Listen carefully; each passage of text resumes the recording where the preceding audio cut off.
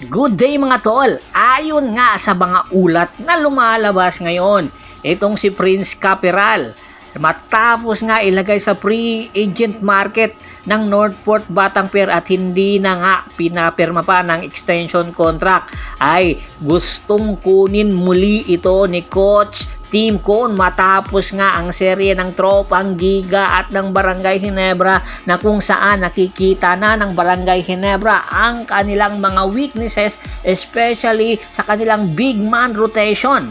Tanging si Japit Aguilar at Jody Vance lang ang pinapalaro, at kung meron man nilalaro itong si Jody Vance ay limited minutes lamang.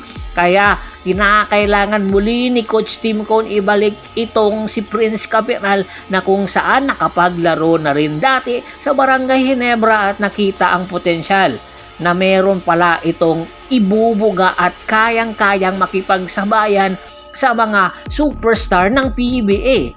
Sa ngayon ay hindi na nga nakikita itong si Prince Caperal kahit sa MPBL maglaro dahil na rin sa wala itong offer sa MPBL. Kaya naman marami ang nagtataka bakit walang kumukuha kay Prince Caperal. Kahit walang kumukuha kay Prince Caperal ay nasa kondisyon pa ito, especially yung mga nagpapalo sa kanya sa Instagram at sa kanyang mga Facebook account or sa kanilang social media account ni Prince Caperal. Kaya marami ang nagsasabi kayang-kaya pang ipakita ni Prince Caperal ang kanyang kakayahan pabalik sa PBA dahil bata pa naman ito. Marami pa itong taon na ilalagi sa PBA kung mabibigyan lang ito ng minuto.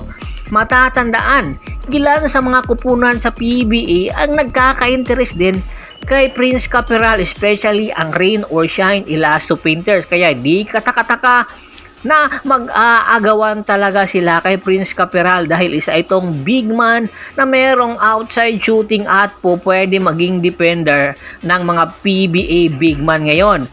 Ito yung tinatawag na PBA or Philippine Modern Big Man na po pwede pang international din ang laruan kung mabibigyan lang talaga ito ng minuto. Alam naman natin na kayang-kayang magpakitang gilas nitong si Prince Caperal.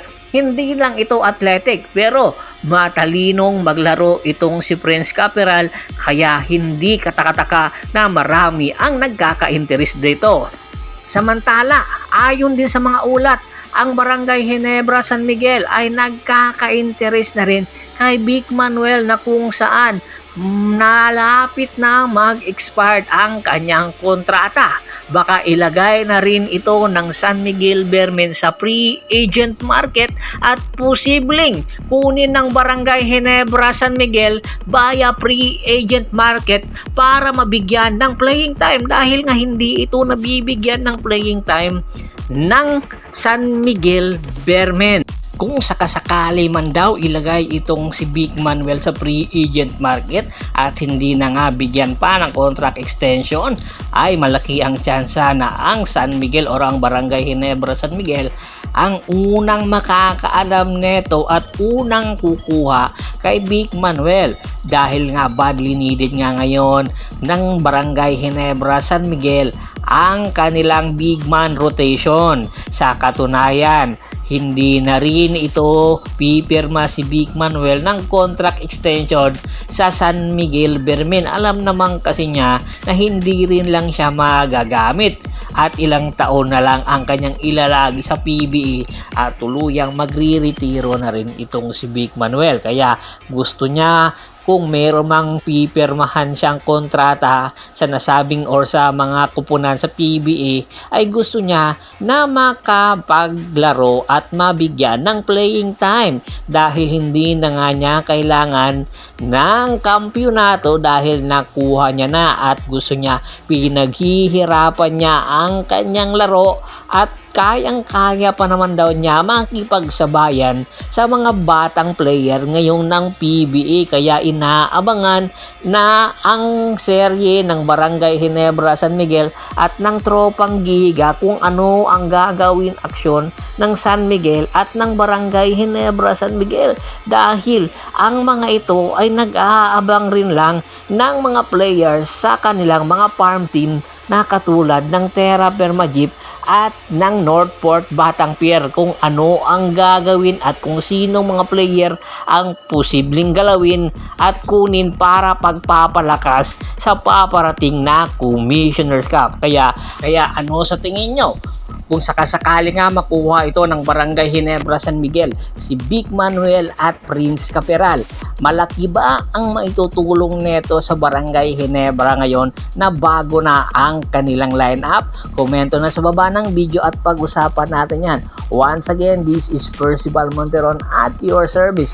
Don't forget to subscribe my sports channel at don't forget to click the notification bell button para nga maging updated palagi sa kwentuhan.